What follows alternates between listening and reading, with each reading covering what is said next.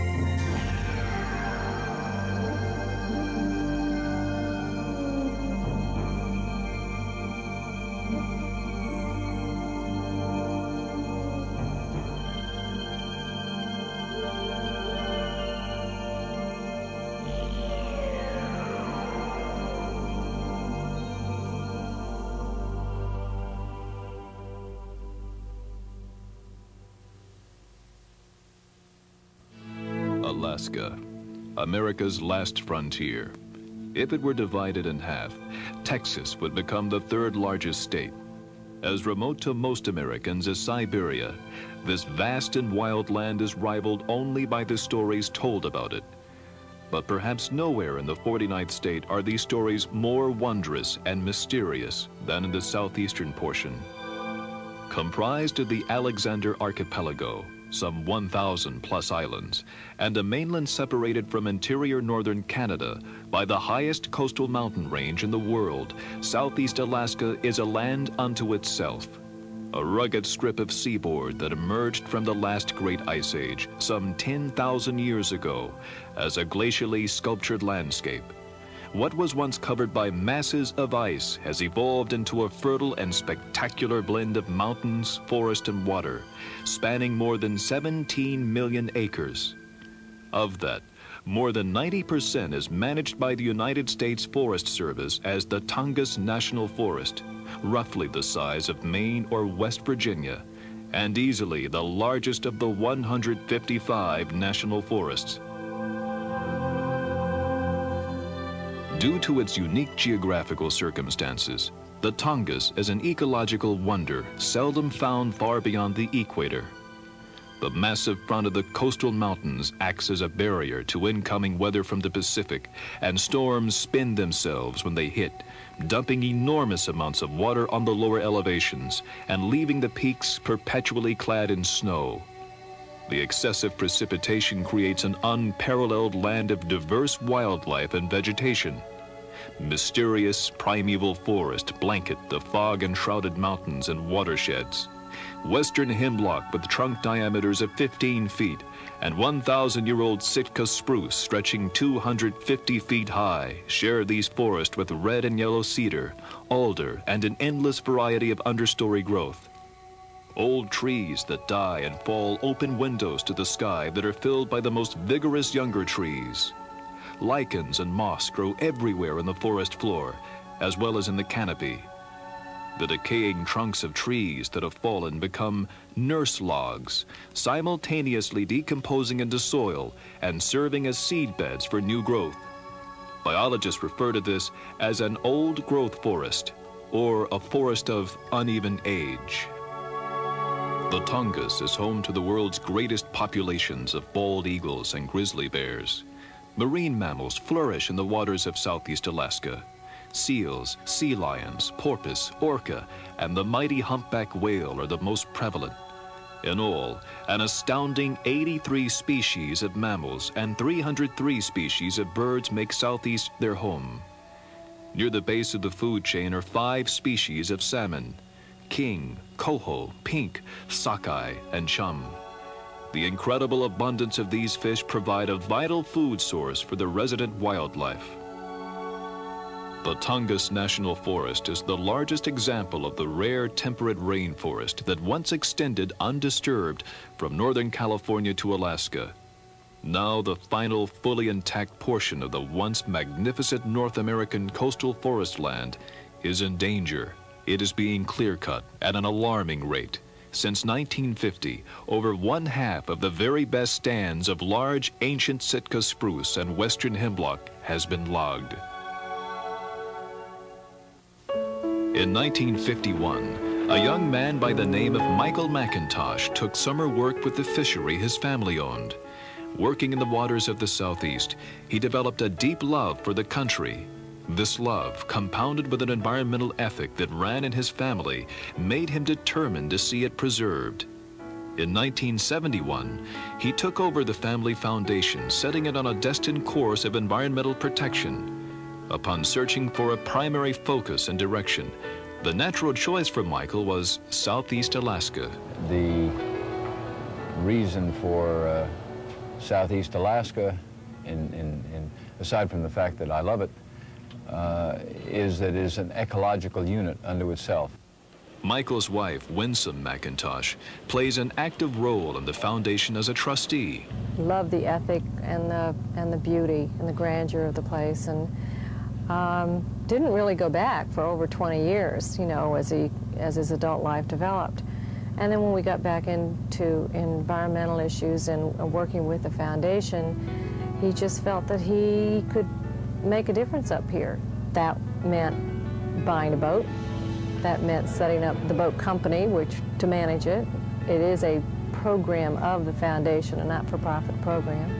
We were trying to educate people on the importance of trying to preserve what is the North American continent's only temperate rainforest. Because there are so many pulls and tugs on the resources in this area, we decided that the only way to do it was to get a boat. This is the Observer. Launched by the United States Navy in 1941 as a coastal minesweeper, the vessel is built very heavily of spruce, fir, and oak to standards which would be difficult to duplicate today. Having undergone extensive refitting and modification, the Observer is now solely engaged in bareboat chartering for educational pleasure trips in the Southeast Alaskan wilderness. There is simply no better way to experience the spectacle and grandeur of Southeast. A journey aboard the Observer is something you will take with you the rest of your life. Now join us as we take you on a voyage of the Observer.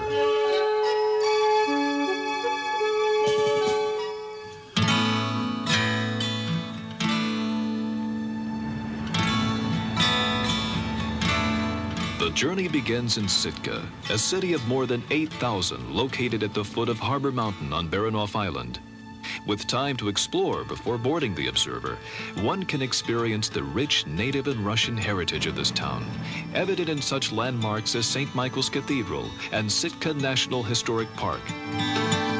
Guests are driven to the marina, where the Observer is anchored, then taken by skiff out to the vessel.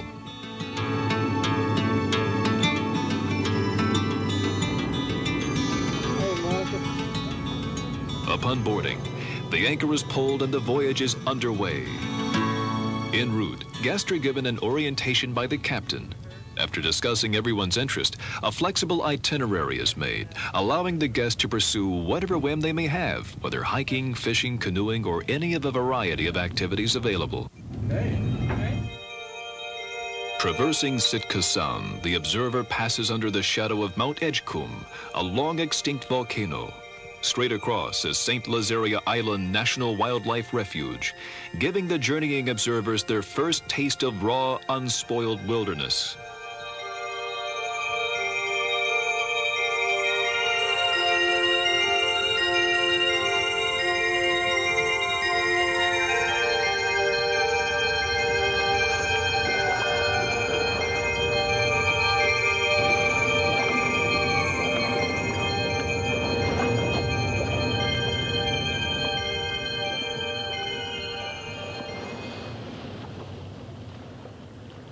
Crystal aquamarine waters surge against the cliff face of this magnificent rock, jutting up from the open North Pacific.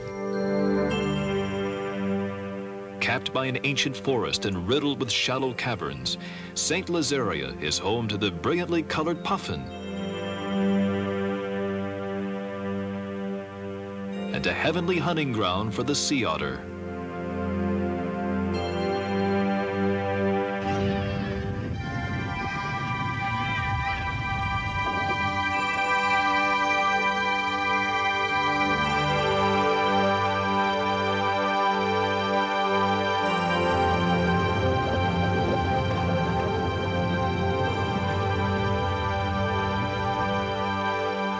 I've never seen Southeast Alaska and jumped at the chance to do it because it is just incredible scenery, and looking forward to every day and all the different little nooks and crannies that we get to explore. I'm looking forward to catching a king salmon about 100 pounds, maybe a new record, and lots of other things. I think it's going to be a lot of fun.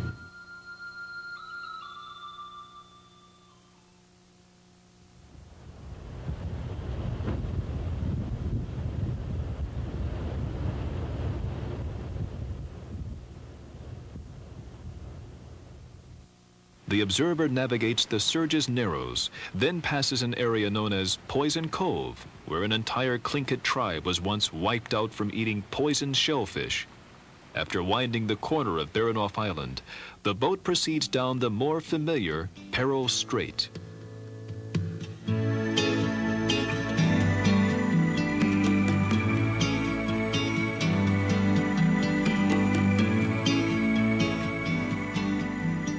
Whether canoeing in early evening or taking out a skiff for photography, Sauk Bay off of Peril Strait provides a variety of activities.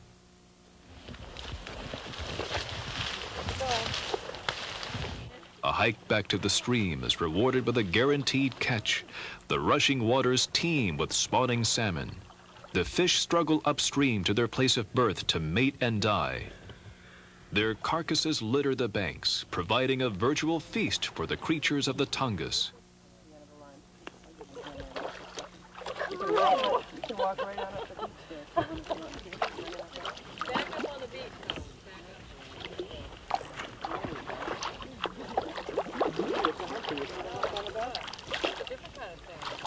Well, it's the male.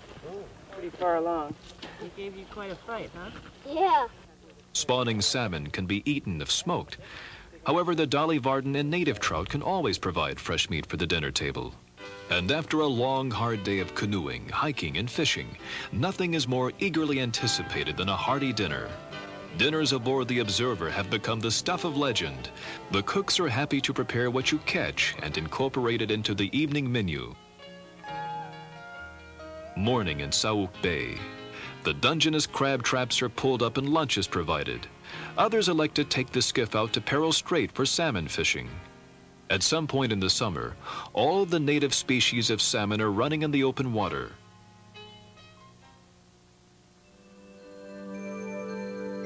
One of the most popular sites on an Observer voyage is Baranof Warm Springs Bay.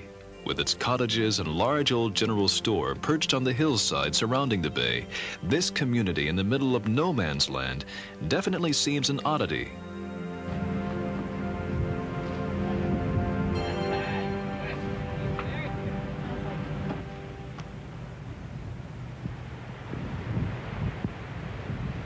Steve Riemann, wildlife biologist and first mate, gives the guest an orientation. Rob works in the general store. He'll be glad to sit around and talk to anybody. He doesn't see people very often up there. The general store right there. Right. And these 4 cabins here, they're just starting to build those. That's going to be part of this store and hot tub operation. This area, as most in Southeast, is accessible only by boat or seaplane. The general store carries bait, tackle, food, drinks, and souvenirs. One of the favorite trails here is a short hike up to Baranof Lake, the source of the falls that feeds the bay. Hiking through snow remnants in early June may seem bizarre to some of us in the lower 48, but in Alaska, snow remains in the higher elevations throughout the summer. Certainly, the most popular attraction of Baranof Warm Springs is the warm springs themselves. Located in the building behind the store are several large tubs into which flows steaming, soothing mineral water piped up from an underground hot spring. The waters, reputed to have healing properties, leave you in a state of utter relaxation. In the morning, fishing at the mouth of the bay is in order. Whether any fish are caught or not, there's something about an Alaskan sunrise worth waking up to. There's nothing like coming in from a chilly morning on the water to a warm, hearty breakfast. The interesting thing about breakfast on the Observer is that there are no two alike.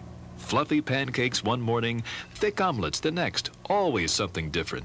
The dining room on the stern of the boat is kept snug and warm by 2 overhead heaters and a clear plastic button-down enclosure.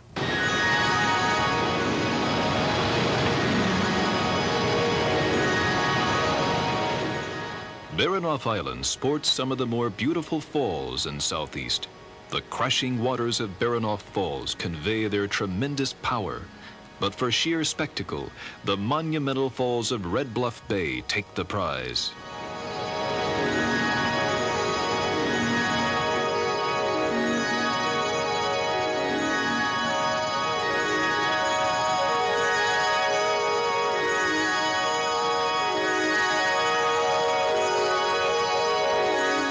The Observer can get so close, you can reach out and touch the falls. I think this has been one of the most marvelous experiences my husband and I have ever had. I never dreamt I would come and walk through this beautiful virgin timber woodland. I was so impressed with the way the sphagnum moss forms a carpet.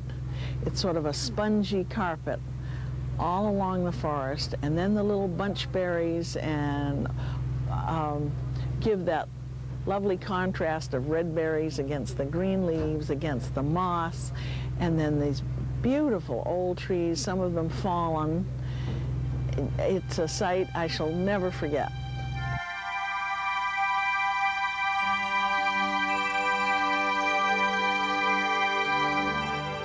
Whether a cloudy day or a sunny one, Deep Cove is as enchanting a sight as you will see on an Observer voyage.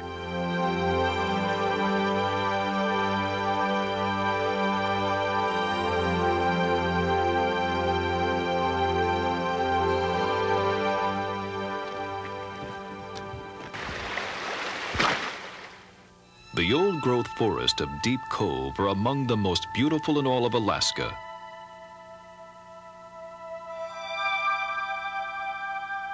Hiking through the area, one is awed by these towering, gigantic trees that have stood since the Middle Ages. In their mystical presence, it's easy to become a child again.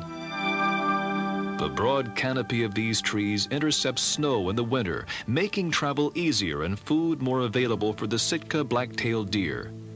The uneven-aged quality of the stand allows for penetration of sunlight and therefore greater undergrowth for food as opposed to a second-growth, even-aged stand. If you'd rather fish, well, the Deep Cove area offers the best of halibut fishing. These Pacific flatfish grow to monster sizes, such as this 130-pound beast hooked by a 7-year-old right off the deck of the Observer. No matter how many you catch, the crew will clean. You can take the meat home or have the cook serve it up in a special recipe. The longest of runs is the backtrack up Chatham Strait and up into Frederick Sound. Marine mammals thrive in the Sound, and this voyage was no exception. Dull porpoises love to race with the vessels that cruise through the Sound.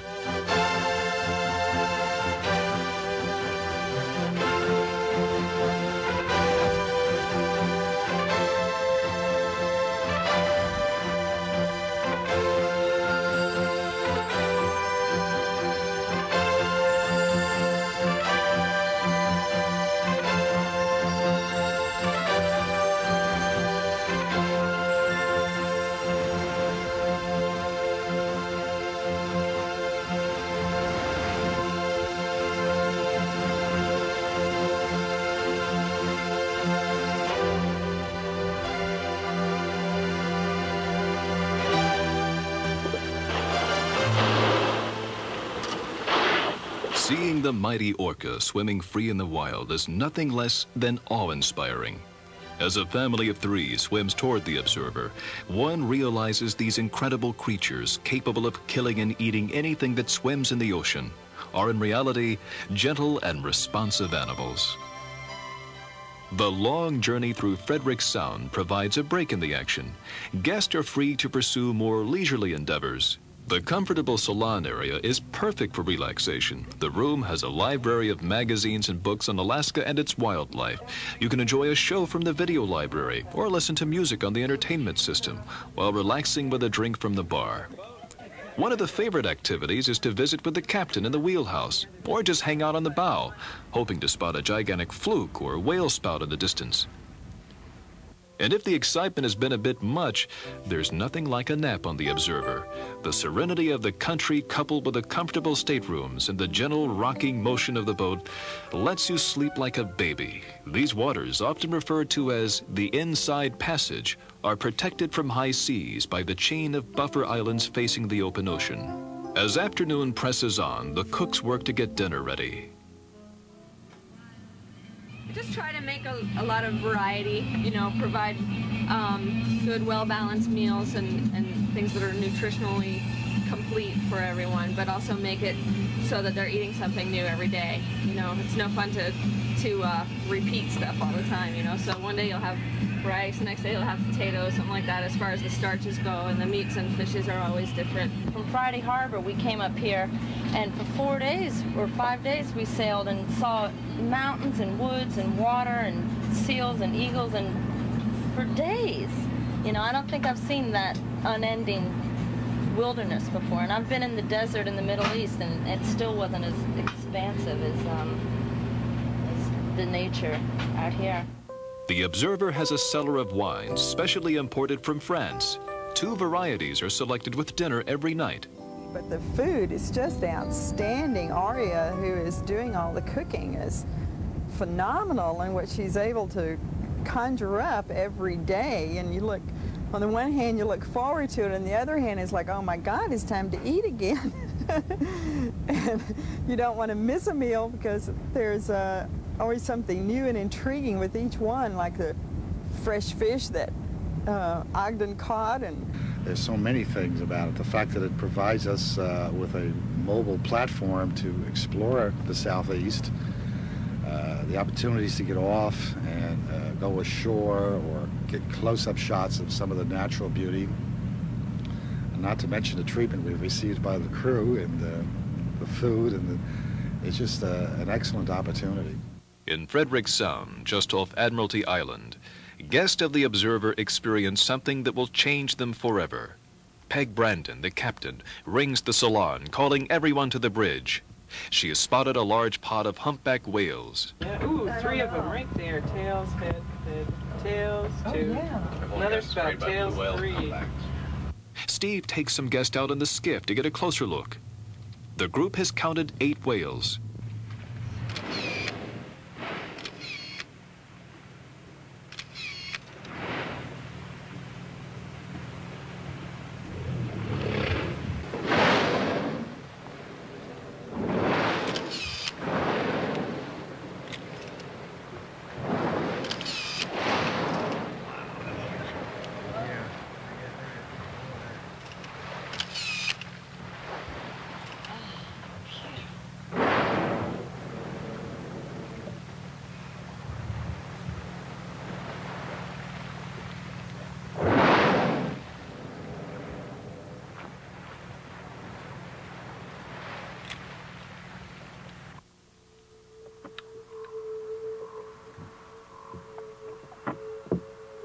An amazing thing happens. The eerie yet beautiful siren calls of the humpbacks permeate the air. To hear them in this manner is highly unusual.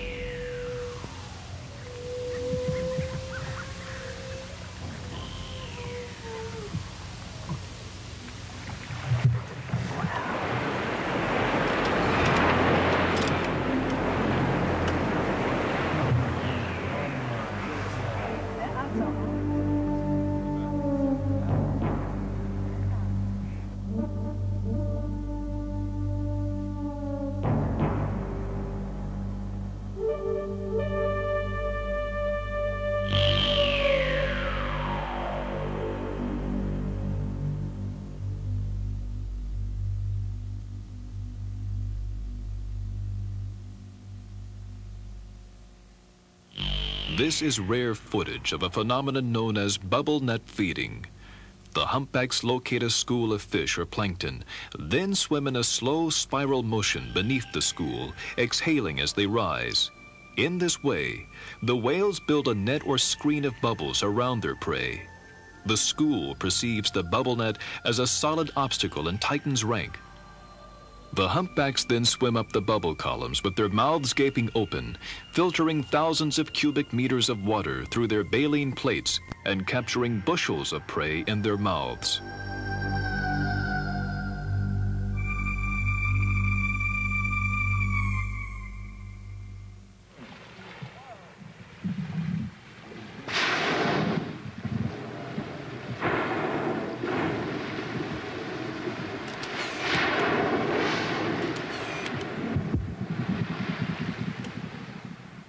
To get out and hike and get out and fish and experience the outdoors and not be like a lot of the other organizations are up here who do trips in Alaska, whereas we don't go from city to city. We try and avoid cities and go to places where we can have peace and quiet and get away from people and experience the outdoors more than the souvenir shops in the cities themselves. So if you're into getting out and being on your own and being in private anchorages every night and just having a few other people around you for 10 or 12 days, then you'd like a trip on the Observer. The Tlinkits say that whenever something happens in the forest, the bear smells it, the deer hears it, and the eagle sees it. One cannot fully appreciate the sheer size and majesty of the Tongass without seeing it from the eyes of an eagle.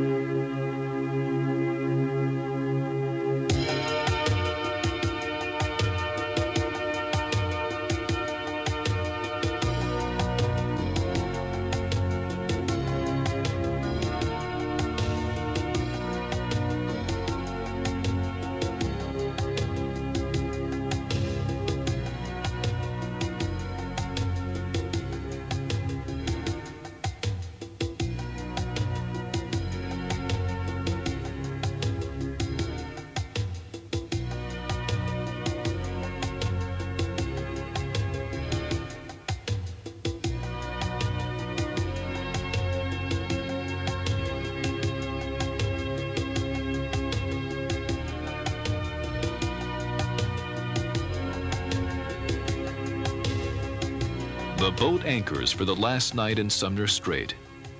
The blue Alaskan sunset seems to echo the hearts and minds of those who find it hard to leave.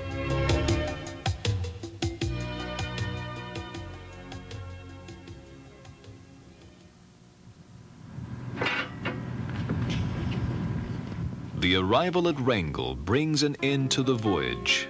The guests are taxied to the airport, where an Alaskan Airlines jet waits to take them home. Leaving Wrangell, one looks back at the Tongass in all its wild majesty and wonders. Will they ever see it again like it is now?